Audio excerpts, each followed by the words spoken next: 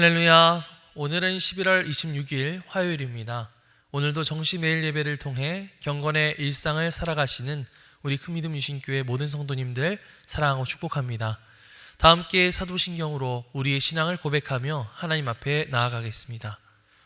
전능하사 천지를 만드신 하나님 아버지를 내가 믿사오며 그 외아들 우리 주 예수 그리스도를 믿사오니 이는 성령으로 잉태하사 동정녀 마리아에게 나시고 본디오 빌라도에게 고난을 받으사 십자가에 못 박혀 죽으시고 장사한 지 사흘 만에 죽은 자 가운데서 다시 살아나시며 하늘에 오르사 전능하신 하나님 우편에 앉아 계시다가 저리로서 산자와 죽은 자를 심판하러 오시리라. 성령을 믿사오며 거룩한 공회와 성도가 서로 교통하는 것과 죄를 사하여 주시는 것과 몸이 다시 사는 것과 영원히 사는 것을 믿사옵나이다. 아멘. 다 함께 찬송가 249장 찬양하시겠습니다.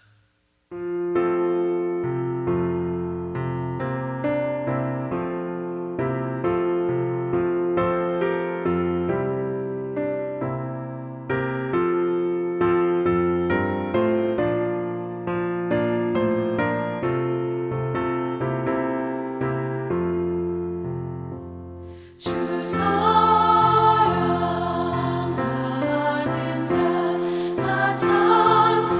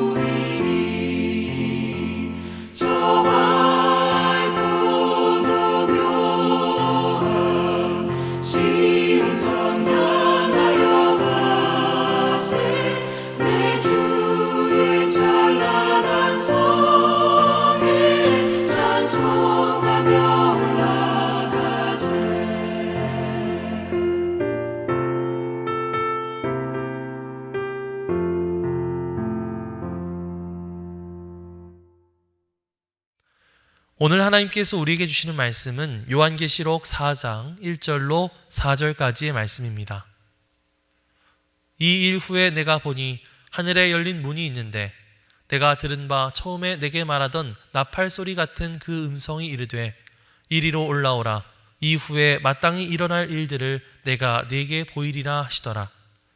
내가 곧 성령에 감동되었더니 보라, 하늘에 보좌를 베풀었고 그 보좌 위에 앉으신 이가 있는데 앉으신 이의 모양이 벽옥과 홍보석 같고 또 무지개가 있어 보좌에 둘렀는데 그 모양이 녹보석 같더라. 또 보좌에 둘려 24보좌들이 있고 그 보좌들 위에 24장로들이 흰옷을 입고 머리에 금관을 쓰고 앉았더라. 이는 하나님의 말씀입니다. 아멘. 할렐루야. 오늘도 말씀을 듣는 여러분의 심령 가운데 성령의 조명하심이 함께하여 주시기를 주님의 이름으로 간절히 축원합니다.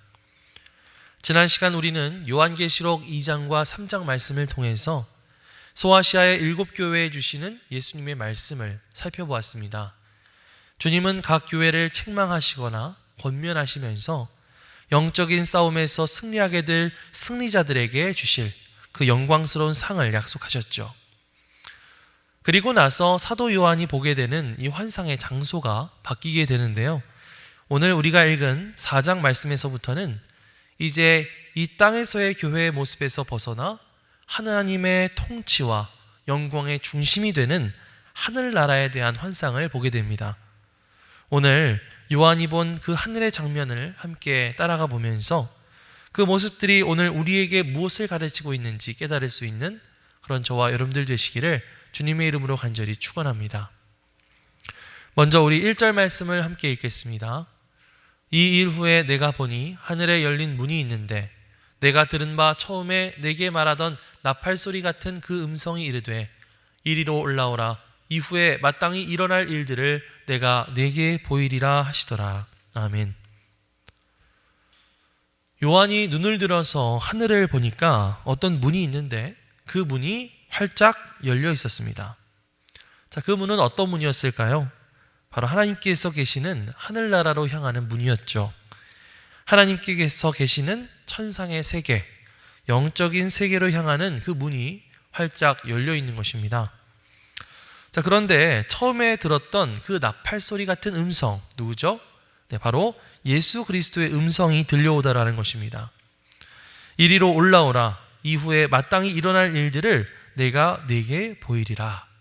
말씀하시면서 예수님께서는 당신이 계시는 그 하늘의 문을 여시고 요한을 초대하고 계시는 것이죠. 이리로 올라오라 라고 말씀하시면서요. 여러분, 위로 올라가서 보아야만 볼 수 있는 것들이 있습니다. 예전에 제가 제주도에 놀러 간 적이 있었어요. 제주도에 가면 볼거리도 많고 먹을거리도 참 많죠. 그 가운데 메이즈랜드라고 하는 곳이 있는데요. 나무로 미로처럼 꾸며놨습니다. 그래서 저는 미로 탐험 같은 걸 좋아해서 거기에서 좀 여러 가지 미로 탐험도 재밌게 하고 지금까지 벌써 한 서너 번 정도 가본 것 같아요. 그런데 미로라는 곳이 참 헷갈리잖아요. 여기가 길인 것 같아서 한참 가다 보면 또 길이 아니고, 또 저기가 길인 것 같아서 한참 뛰어가다 보면 또 거기가 길이 아니고, 그렇게 헤매면서 이리 뛰고 저리 뛰다 보면은 정말 힘듭니다. 자, 그런데 그렇게 고생하다가 거기 보면은 중간에 쉼터 같은 곳이 있는데 그곳에 가면 좀 높은 망대 같은 곳에 올라갈 수가 있거든요. 그런데 거기에 딱 올라가서 보면 미로 전체의 전경이 쫙 보이면서 다른 사람들이 지금 얼마나 엉뚱한 곳에서 지금 고생을 하고 있는지, 또 내가 지금까지 어떠한 경로로 왔고 또 앞으로 어떻게 가야 하는지 한눈에 알 수 있게 됩니다. 여러분, 마찬가지로요, 우리가 세상살이에 치여서 이리 뛰고 저리 뛰면서 아등바등 하다 보면 마치 미로에 들어간 것처럼 길을 잃고 헤맬 때가 많습니다. 나는 죽어라 하고 뛰었는데 가다 보면 벽이 탁 가로막고 있고, 또 다른 쪽으로 죽어라 뛰었는데 또다시 벽을 만나게 되면 우리는 그런 상황 속에서 절망하고 좌절할 수밖에 없죠. 그때 우리는 하늘의 문을 열고 우리를 부르고 계시는 주님의 음성을 들어야 합니다.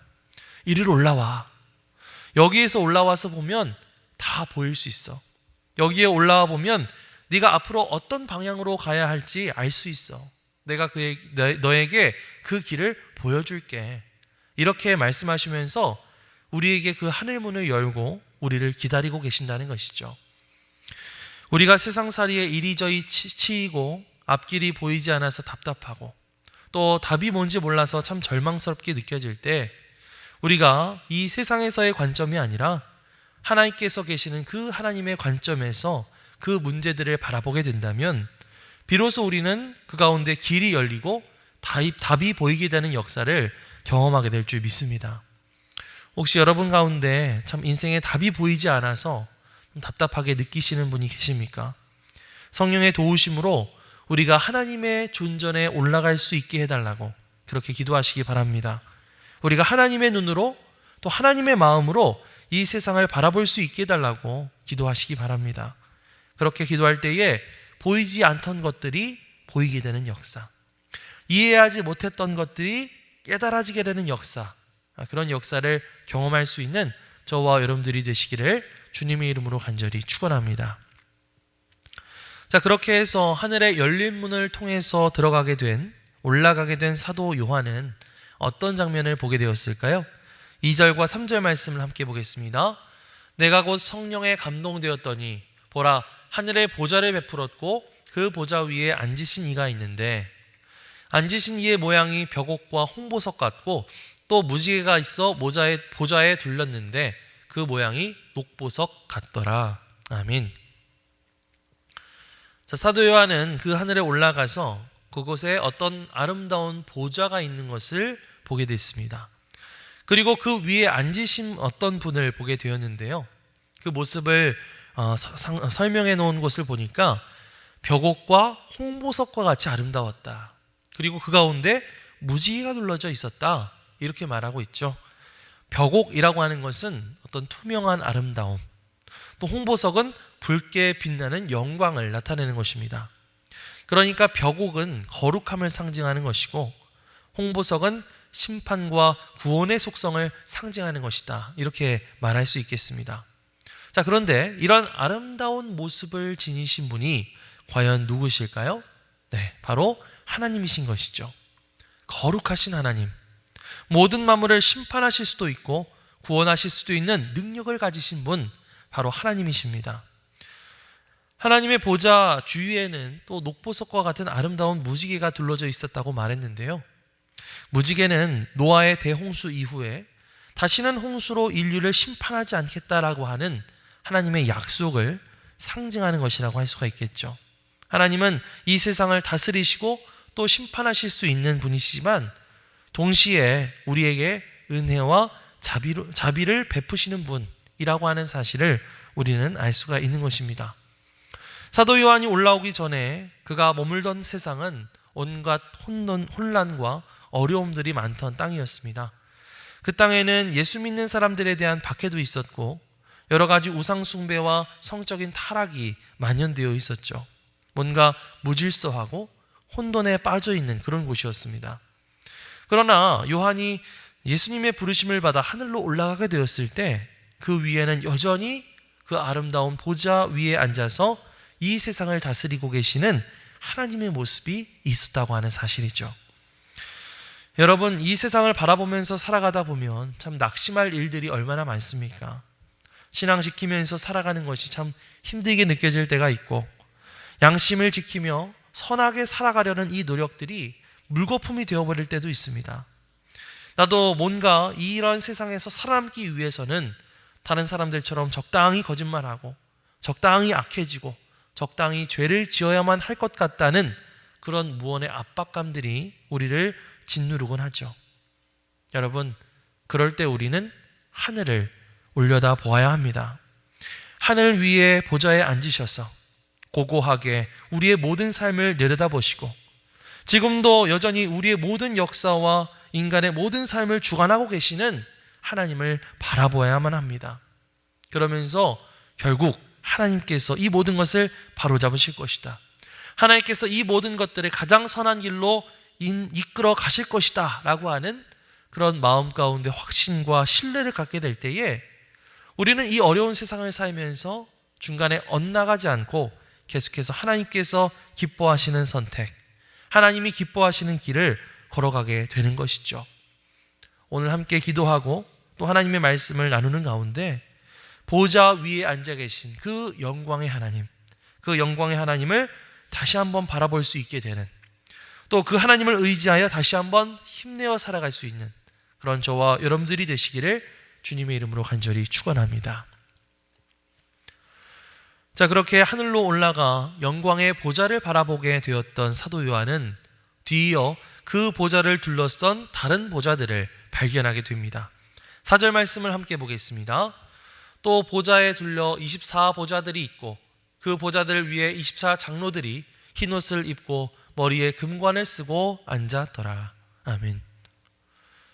자, 요한이 그곳을 보니까 거기에는 하나님의 보좌를 둘러싼 24개의 보좌들이 있었다라고 말하고 있어요. 그리고 그 보좌에는 24명의 장로들이 흰 옷과 금관을 쓰고 앉아 있었습니다. 성경학자들은 그 24개의 보좌가 곧 구약의 12지파와 신약의 12사도를 의미하는 것이다, 이렇게 이야기하곤 합니다. 그리고 그 보좌 위에 앉아있는 24명의 장로들은 하나님 앞에 선택받고 구원받은 모든 백성들을 상징한다고 할 수가 있겠죠.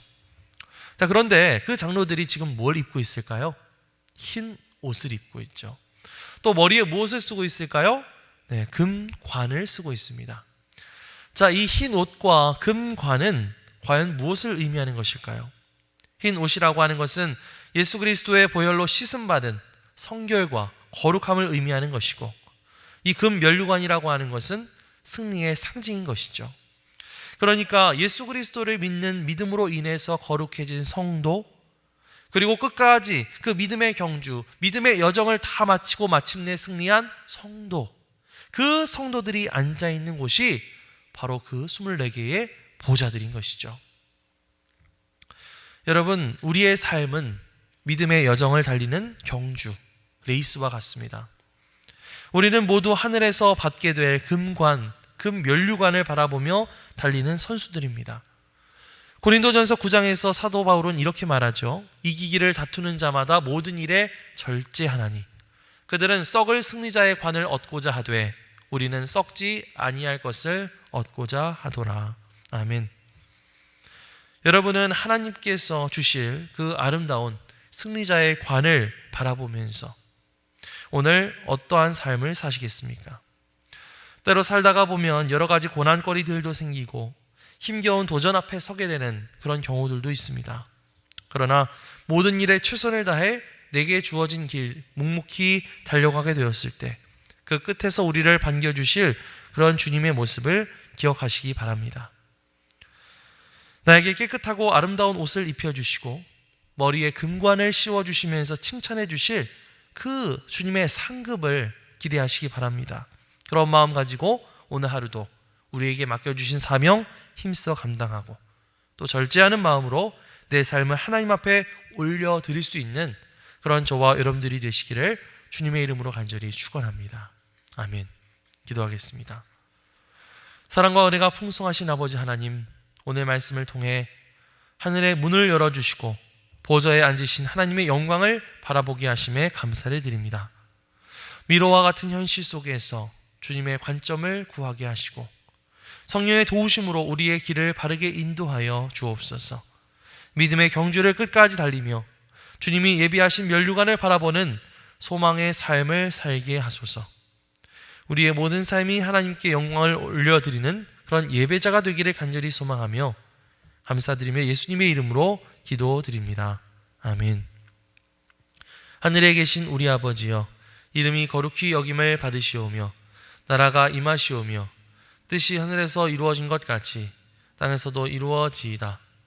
오늘 우리에게 일용할 양식을 주시옵고 우리가 우리에게 죄 지은 자를 사하여 준 것 같이 우리 죄를 사하여 주시옵고 우리를 시험에 들게 하지 마시옵고 다만 악에서 구하시옵소서. 나라와 권세와 영광이 아버지께 영원히 있사옵나이다. 아멘.